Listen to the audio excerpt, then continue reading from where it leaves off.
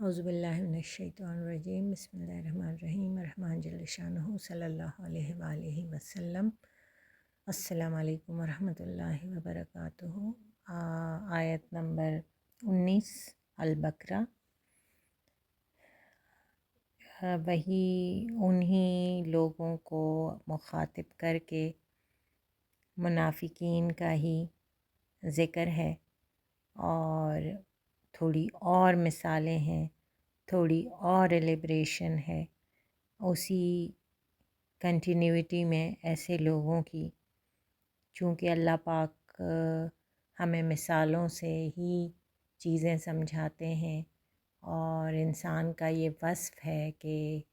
اللہ پاک نے انسان کو چونکہ بنایا ہے، اور اللہ پاک یہ سمجھتے ہیں کہ انسان کو ایک تو بار بار تنبیہ کرنا، بار بار جھنجھوڑنا، بار بار ایک ایک بات کہنا اور مثالیں دے کر سمجھانے سے زیادہ سمجھ آتی ہے، تو اللہ پاک نے وہ طریقہ ہمارے لیے استعمال کیا ہے قرآن پاک میں۔ تو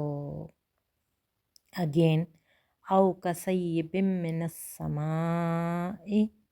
فیہ ظلمات ورعد وبرق یجعلون اصابعہم فی آذانہم من الصواعق حذر الموت واللہ محیط بالکافرین۔ ترجمہ ہے، ان منافقوں کی مثال ہے، کیسی مثال ہے؟ مثال آگے ہے کہ جیسے بارش ہو آسمان کی طرف سے، اور جو ہے ظلمات و رعد و برق، اس میں اندھیری بھی ہو، مطلب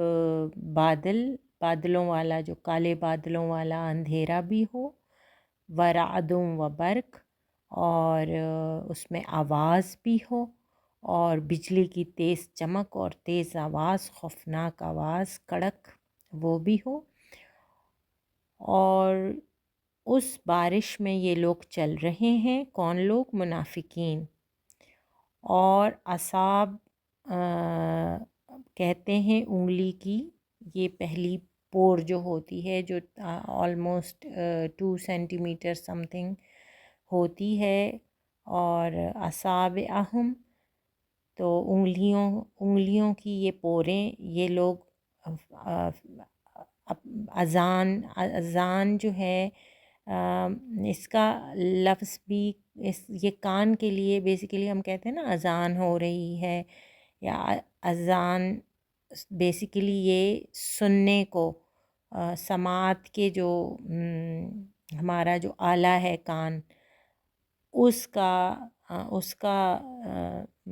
کو کہتے ہیں فی اذانہم من صواعق حذر الموت۔ اور اس کی جو کڑک ہے، جو گرج چمک ہے بادلوں کی اور بارش کی جو ہے، تو اس کے خوف سے بچنے کے لیے وہ کیا کرتے ہیں؟ اپنے کانوں میں انگلیاں ڈالتے ہیں، کیونکہ ان کو کیا ہے؟ حذر الموت، حذر اندیشہ ہے، کس کا؟ موت کا۔ تو صواعق سبب، اس جو کڑک، بارش، بادل، سب کے سبب ان کو کیا ہے کہ کہیں وہ مر نہ جائیں۔ واللہ محیط بالکافرین، اور اللہ احاطے میں لیے ہوئے ہیں کافروں کو۔ احاطوں میں کیا لیے ہوئے ہیں؟ کہ اللہ پاک نے ان کو ایک محدود سرکمسٹانسز میں مقید کر لیا ہے، ایک ان کو ایک مخصوص سچویشن میں یا ایک احاطے میں ان کو باؤنڈ کر دیا ہے۔ ٹھیک ہے، اب آتے ہیں اس کی تفسیر پر۔ تو ان منافقوں کی مثال، اب مثال تو اللہ پاک نے ایسی دی ہے کہ یہ ایک دنیاوی مثال ہے کہ ان پہ جیسے بارش ہو رہی ہے، اب بارش اچھی لگتی ہے، سب کو اچھی لگتی ہے، لیکن یہ ایسی بارش ہے کہ یہ وہ کسیب ہے، مطلب عام بارش نہیں ہے، یہ ہیوی رین فال، مطلب وہ جس کو کہیں نا، ایک تو ایک اسموتھ سی دھیمی دھیمی سی ویسی بارش ہوتی ہے۔ کسیب جو ہے، کسیب، یہ ایسی بارش ہے جو ہیوی رین ہے، مطلب جس سے کہ مطلب آپ کو فٹ 2 فٹ میں چیز نظر نہ آئے، اس قسم کی بارش ہے۔ اور اب بارش آسمان کی طرف سے ہے تو آسمان میں کیا بنے ہوئے ہیں؟ کالے بادل ہیں، ٹھیک ہے، بارش بھی زور کی ہے، کالے بادل بھی ہیں، اور اس کالے بادل اور تیز بارش کی وجہ سے ایک کیفیت بھی اس طرح اندھیرا بھی ہو گیا ہے، ٹھیک ہے، اس میں اب بجلی بھی ہے، کڑک بھی ہے۔ اب یہ منافق کیوں ڈرتے ہیں اور یہ اس سے بھاگ کیوں رہے ہیں اور یہ مثال کیوں دی گئی ہے؟ تو اس کا روحانی پہلو، یا جو جس کو کہیں کہ ایک مومن کے لیے، ایک مسلمان کے لیے اس میں پہلو یہ ہے کہ جب بھی آپ حق کے راستے پر ہوں، جب بھی آپ ایک اللہ کا راستہ فالو کرتے ہیں، تو وہ راستہ ایسا نہیں ہے کہ بس آپ چلے اور آپ کو مزے بھی ہیں اور آپ کو ہر چیز بھی مل رہی ہے اور وہ آپ کے حساب سے ہوگا، نہیں۔ اللہ نے اس دنیا کو ایک آزمائش سے تشبیہ دی ہے۔ اللہ کہتے ہیں کہ میں نے دنیا میں تمہیں اس لیے نہیں بھیجا کہ آپ لوگ خالی بس میرے جو نعمتیں دی ہیں اس سے فائدے اٹھاؤ، لیکن آپ میرے احکامات کو، میرے رولز ریگولیشن کو نہ فالو کرو۔ اب قرآن پاک کی مثال یا ایمان کی مثال یا حق کی مثال اللہ پاک نے اس سچویشن کی مثال جو اللہ پاک نے دی ہے نا، وہ اللہ پاک نے یہ سچویشن ہمیں نریٹ کی ہے کہ اگر آپ حق کے راستے پر ہو، آپ اللہ کے راستے پر ہو، آپ میرے رولز ریگولیشن کو، اللہ جل شانہ کے رولز ریگولیشن کو فالو کرنے والے ہو، تو you have to suffer, you have to obey my rules, but then you will not be on a smooth way، on a کہ مطلب آپ چاہے نماز پڑھیں نہ پڑھیں، اٹس اوکے، نہیں، حساب کتاب ہے، چاہے آپ ایماندار ہیں بے ایمان ہیں، آپ کوئی فرق نہیں پڑتا، آپ نے کلمہ پڑھ لیا، you have to go to جنہ، نہیں، you have to obey the rules of Allah, the rules of Quran, سنہ of نبی صلی اللہ علیہ وآلہ وسلم۔ اب اللہ کیا فرما رہے ہیں کہ ایک منافق جو ہے وہ بارش سے تو محظوظ ہونا چاہتا ہے، لیکن وہ کہتے ہیں کہ نرم نرم بارش ہو، ٹھیک ہے۔ ایک منافق جو ہے وہ یہ تو چاہتا ہے کہ میری فصل اچھی ہو، لیکن وہ یہ نہیں چاہتا کہ گرج اور کڑک ہو۔ حالانکہ کسی بھی اچھی فصل کے لیے جو نائٹروجن وغیرہ ہے، یہ بجلی کی بارش کے ساتھ کڑک اور گرج سے اس میں اچھی فصل ہو جاتی ہے اگر اس قسم کی بارش ہو۔ اچھا، ایک منافق جو ہے وہ یہ تو چاہتا ہے کہ جو ہے میں زندگی میں زندہ رہوں لیکن مجھے موت نہ آئے، مطلب وہ ہمیشہ کی زندگی چاہتا ہے اور مزے میں رہنا چاہتا ہے، وہ مرنا نہیں چاہتا۔ موت میں کیا ہے؟ موت میں آخرت میں اللہ کے سامنے پیش ہونا ہے، تو وہ موت سے بھی ڈرتا ہے، جبکہ ایک مومن جو ہے وہ تو موت کو وصال حق سمجھتا ہے، اللہ کا دیدار سمجھتا ہے، نبی پاک صلی اللہ علیہ وسلم اللہ سے قرب اور محبت اور وصال کی کیفیت سمجھتا ہے وہ موت کو، تو اس میں اس کو موت، تو یہ بیسیکلی ایک مومن اور ایک منافق کی نشانی ہے کہ وہ دنیا میں ہر چیز اپنی مرضی، اپنی چاہت، اپنی خواہش سے چاہے گا کہ مجھے مطلب نماز تو فرض ہے یار، چلو دن میں ایک پڑھ لی تو خیر ہے، 5 نہ پڑھیں تو خیر ہے، لیکن نہیں، نماز تو 5 وقت فرض ہے، ہم نے پڑھنی ہے۔ تو یہ ہمارے منافقت کی بھی کئی قسمیں ہیں نا، ظاہری منافقت، باطنی منافقت، پوشیدہ منافقت، سب لوگوں کے سامنے منافقت، اکیلے میں منافقت۔ تو منافقت کی بھی پھر آگے بڑی بڑی قسمیں ہیں۔ تو اللہ پاک نے اس آیت میں ہمیں یہ بتایا ہے کہ منافق کی ایک مثال دی ہے کہ منافق یہ تو چاہتا ہے کہ مجھے فائدہ ہو دنیا میں، لیکن بصورت دیگر وہ تکلیف، سختی، عزیمت کو برداشت کرنا نہیں پسند کرتا، کہ اگر اس پہ سختی آئے، اس پہ کوئی پریشانی آئے، اس پہ کوئی صعوبت آئے تو وہ اس سے بھاگتا ہے اور وہ اس کو برداشت نہیں کر پاتا، اور وہ اس صعوبت اور مشکل اور تکلیف سے بچنے کے لیے وہ دوغلا راستہ اختیار کرتا ہے۔ وہ مطلب کہتا ہے کہ دونوں طرف میری بس کشتی چلتی رہے اور طوفان نہ آئے، میری جو ناؤ ہے وہ پار لگ جائے، طوفان میں نہ پھنس جائے۔ لیکن اگر مومن ہوگا تو وہ طوفان میں بھی اللہ پہ توکل رکھے گا کہ اللہ پاک ہے میری مدد کے لیے، اللہ پاک میری کشتی پار لگا دیں گے، اور اگر ڈوب بھی گئی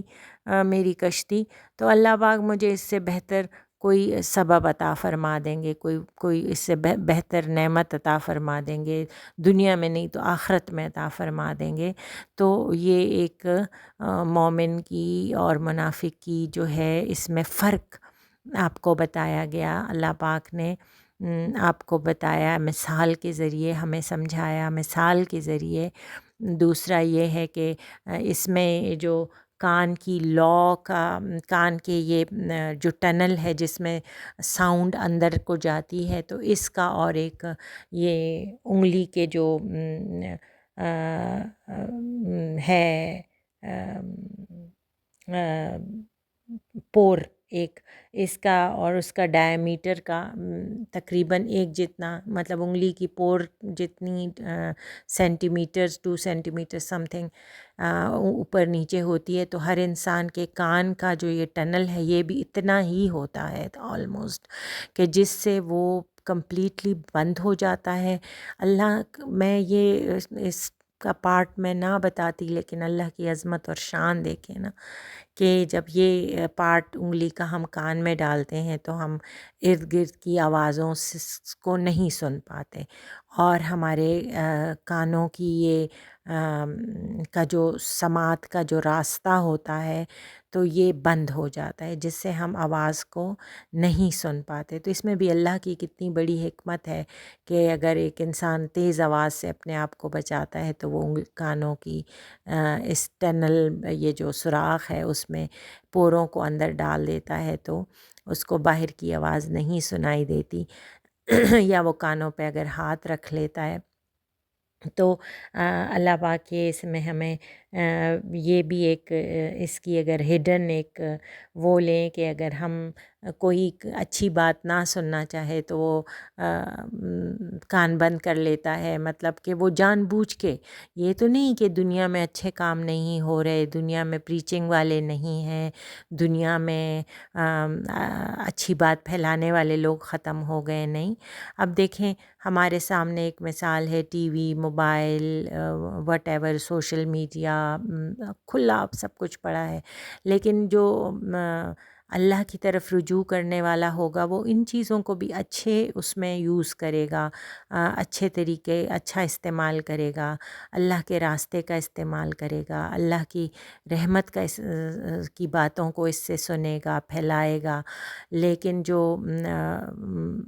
جس کے کانوں پہ، آنکھوں پہ سمم بکمن عمیون ہوں گے فہم لا یرجعون، تو وہ ایسے لوگ ان چیزوں سے بھی، ان کا بھی غلط فائدہ لیں گے اور غلط طریقے سے یوز کریں گے. تو بیسیکلی یہ ایک اللہ کے نور ہدایت پہ منحصر ہے کہ اللہ پاک اگر ایک انسان کو نور ہدایت پہ رکھیں تو اس کے لیے بری چیز بھی اچھی چیز بن سکتی ہے، اور اچھی چیز بری چیز منافق کے لیے ہو سکتی ہے، کفار کے لیے ہو سکتی ہے، مشرک کے لیے برائی اچھی چیز میں بھی وہ بری چیز کو ٹٹولے گا اور ڈھونڈے گا اور پھیلائے گا. تو یہ ایک بھی ایک اس چیز کا ایک اس چھوٹی سی پارٹ کا ایک یہ ایلیمنٹ بھی ہو سکتا ہے. پھر دیکھیں کوشش کرنے والے پہ بھی ہے نا. ابھی اگر فرض کریں ایک بندے کا دل ہی نہ ہو، اس کی وہ منافق ہو، تو وہ کوشش بھی غلط راستے پہ کرے گا نا. وہ اس کی صحیح ساری غلط راستے پہ ہوگی، وہ اپنی ساری ایفرٹس بھی غلط راستے پہ کرے گا، اور پھر اس کو اس کا جو جب ریوارڈ ملے گا دنیا میں یا آخرت میں، یا اس کے ساتھ کوئی برا ہوگا، تو وہ یہ کبھی نہیں کہے گا کہ یہ میں نے ایسے کیا تھا تو یہ میرے ساتھ ایسے ہوا. وہ پھر اور ان چیزوں کو مورد الزام ٹھہرائے گا، اور چیزوں کو وہ پھر بھی اپنی غلطی نہیں مانے گا. تو اس میں اور آخر میں ہے واللہ محیط بالکافرین، اور اللہ تعالیٰ احاطے میں لیے ہوئے ہیں کافروں کو. اب احاطہ بھی کیا ہے؟ اللہ کا احاطہ، اس کو بھی سمجھنے کی بات ہے. اس کو تو ہم نے ایمانی لحاظ سے، روحانی لحاظ سے سمجھا. اس کے پہلے والے اس کو کہ کس طرح سمجھنے والے کے لیے اس میں نشانی ہے. اب اس میں کیا نشانی ہے؟ اور اللہ احاطہ، محیط، ایک خاص اس پہ محیط ہونا اللہ پاک نے کفار کے لیے، کہ مطلب وہ تو چاہتے ہیں کہ ہم تو یہ بھی کریں اور وہ بھی کریں، اور ہم مطلب وہ اپنے گیمنگ کھیل رہے ہیں، اپنی اسٹرگل کر رہے ہیں کوئی چیز کو حاصل کرنے کے لیے، بٹ اللہ پاک نے ان کے لیے مقرر کیا ہوا ہے. مطلب اللہ پاک ان کے ارادوں سے اللہ نے ہر کسی کے لیے مقرر کیا ہوا ہے، لیکن چونکہ ان کی نیتیں، ان کے اعمال، ان کے قول و فعل میں تضاد ہے، تو اللہ چونکہ ان کی بدنیتوں سے بھی واقف ہیں، اللہ ظاہر باطن سے بھی واقف ہیں. تو اللہ قرآن پاک میں خود ہی مخاطب کر کے فرما رہے ہیں کہ میں نے کفار کا احاطہ جو ہے ان کو احاطے میں لیا ہوا ہے، کہ مطلب they are not able to do anything whatever اللہ ڈیسائیڈڈ فار دیم. کہ یہ جتنی بھی کوشش کر لیں، جتنی بھی یہ منافقت کر لیں، جتنی بھی یہ اپنی عقل لڑا لیں، جتنے بھی پلاننگز کر لیں، جتنے بھی ادھر اور ادھر کی لگائی بجھائی کر لیں، جتنا ہم نے تمام آیات میں پڑھا، وہ سب کرنے کے باوجود بھی یہ لوگ جو ہیں یہ اللہ پاک کے ایک خاص ڈائمنشن، ایک خاص سراؤنڈنگ، ایک خاص پیرامیٹر سے باہر نہیں جا سکتے، دنیا میں بھی اور آخرت میں بھی. مطلب یہ نہیں کہ صرف دنیا میں، آخرت میں بھی اللہ نے ان کے لیے ڈیسائیڈ کیا ہوا ہے کہ یہ لوگ جو ہیں، چونکہ یہ ان کا پچھلی آیت میں جیسے کہ یہ جو ہیں اب رجوع نہیں کریں گے اللہ کے سے، اور یہ مطلب پچھلی آیت میں ہے اختتام اسی طرح ہے، سو اب یہ رجوع نہ ہوں گے. مطلب کہ ان کو اب توبہ کی توفیق بھی نہیں دیں گے اللہ پاک. اب یہ ہم اسی آیت کے بارے میں کچھ قرآن و حدیث کے حوالہ جات پڑھتے ہیں. سب سے پہلے تو جو اس میں بجلی اور کھڑک اور اس کے بارے میں ہے، تو اللہ پاک سورہ رعد میں فرماتے ہیں وہی ہے جو تمہیں بجلی دکھاتا ہے اور خوف اور امید کے لیے، اور وہی بھاری بادلوں کو پیدا کرتا ہے، اور بجلی اس کی حمد کے ساتھ تسبیح کرتی ہے اور فرشتے بھی اس کے خوف سے۔ اب یہ دیکھیں اللہ پاک کی اپنی شان بیان کی ہے اللہ پاک نے کہ اللہ کافروں کے دلوں میں اس کی ہیبت سے خوف ڈال دیتے ہیں۔ اور سورہ النور میں ہے کیا تم نے نہیں دیکھا کہ اللہ بادل کو چلاتا ہے، پھر انہیں جوڑتا ہے، پھر انہیں تہ در تہ کر دیتا ہے، پھر تم دیکھتے ہو کہ اس کے درمیان سے بارش نکلتی ہے۔ تو اللہ پاک آسمانی نظارے اور اپنی قدرت بتا رہے ہیں ان آیات میں، یہ اسی بجلی کی کڑک اور گرج اور چمک کی آیات کے ساتھ۔ سورہ انفال آیت نمبر 24 ہے، اے ایمان والوں، اللہ اور رسول کے بلانے پر لبیک کہو جب وہ تمہیں اس چیز کی طرف بلائیں جو تمہیں زندگی دے۔ زندگی کیا ہے؟ زندگی بعد از موت، کہ اللہ اور اس کے رسول کی طرف جب اللہ کے حکم پر رسول پاک صلی اللہ علیہ وسلم آپ کو بلائیں تو آپ لبیک کہو، آپ فوراً جاؤ اور وہ احکامات مانو اور ان کی باتوں کو اوبے کرو۔ کیونکہ اس میں ہمارے لیے زندگی بعد از موت ہے، وہ جو ہمیشہ کی زندگی ہے، وہ اس کے لیے جو بہترین ہے۔ کچھ حدیث مبارکہ صلی اللہ علیہ وآلہ وسلم ہے کہ رسول پاک صلی اللہ علیہ وسلم بجلی کی چمک کے بارے میں حدیث پاک ہے، اور یہ صحیح بخاری کی مستند حدیث ہے، میری اور تمہاری مثال اس شخص کی طرح ہے جو آگ جلاتا ہے، پھر پروانے اس میں گرنے لگتے ہیں اور وہ انہیں بچانے کی کوشش کرتا ہے لیکن وہ اس میں گرتے رہتے ہیں۔ نبی پاک صلی اللہ علیہ وسلم نے اپنے ایمان کے پھیلانے کے اس وقت کی، اپنے نبوت کی اور دین کے پھیلانے والے جتنے بھی یہ لوگ کام کر رہے ہیں، تو ان کی مثال دی ہے کہ ہماری وہ مثال ہے کہ ہم آگ جلاتے ہیں، ظاہر ہے آگ جلائی جاتی ہے کسی کہ کچھ کوک کرنا ہو، اپنے آپ کو گرم کرنا ہو، مطلب فائدے والی آگ جلائی جاتی ہے کہ اس سے مومنین کو فائدہ حاصل ہو، لیکن اس میں بہت سارے پروانے آ کر گرنے شروع، کیونکہ لائٹ کے آگے آتے ہیں پروانے، کیونکہ نبی پاک صلی اللہ علیہ وسلم تو نور ہیں، تو وہ جب بلاتے ہیں اور اللہ کا نور بھی ہوتا ہے، نبی صلی اللہ علیہ وسلم کا بھی نور ہے، تو لوگ جوک در جوک آنا شروع ہو جاتے ہیں۔ لیکن بہت سارے لوگ ایسے ہیں جو آج تو جاتے ہیں لیکن وہ منافق ہو جاتے ہیں۔ جب وہ منافق ہو جاتے ہیں تو وہ پھر اپنی آگ میں جل رہے ہوتے ہیں، تو وہ جلتے ہیں، تو اگر پھر نبی پاک صلی اللہ علیہ وسلم اور اللہ ان کو بچانا بھی چاہتے ہیں تو وہ اپنی آگ میں خود ہی جلنا شروع ہو جاتے ہیں اور وہ جل جاتے ہیں، تو کوئی پھر اس کو بچا نہیں سکتا۔ تو نبی پاک صلی اللہ علیہ وسلم نے اس قسم کی یہ مثال ہمیں بتائی ہے۔ مسند احمد کی حدیث ہے، رسول پاک صلی اللہ علیہ وسلم نے فرمایا مومن بجلی کی چمک سے ڈرتا ہے کیونکہ وہ اللہ کے عذاب سے خوفزدہ ہوتا ہے، جبکہ منافق اس سے کوئی سبق نہیں لیتا، کہ جب بجلی چمکتی ہے تو مومن کے دل پر خوف طاری ہو جاتا ہے۔ کیونکہ اللہ پاک نے بہت ایک قوم تھی جس کو اسی طرح تیز بارش اور گرج اور چمک آئی اور وہ قوم تباہ و برباد ہوئی، قوم عاد تھی، اور وہ اتنی عظیم الشان قوم تھی کہ اس کے کوئی سوچ بھی نہیں سکتا تھا کہ یہ اس قسم کی تھی، لیکن اللہ پاک نے ان کو بجلی کی کڑک اور گرج سے ہی اور اس طرح کی تیز بارش اور طوفان اور آندھی سے ہی جو 7 راتوں اور 7 دن تک چلتی رہی، تو وہ اس میں غرق ہو گئی تھی۔ تو جو مومن کا دل ہوتا ہے تو وہ خشیت سے، اللہ کی خشیت سے ڈر جاتا ہے، اور لیکن جو منافق ہوتا ہے وہ اس میں بھی مزے کر رہا ہوتا ہے، مطلب اس کو کوئی فرق نہیں پڑتا۔ نفاق کی علامتیں نبی پاک صلی اللہ علیہ وسلم نے بتائیں تو وہ میں کافی بیان کر چکی ہوں، تو پھر نہیں بتاتی۔ صحیح بخاری کی حدیث ہے جو کہ جھوٹ بولے اور وہ والی، تو جب وعدہ کرے تو خلاف کرے، اور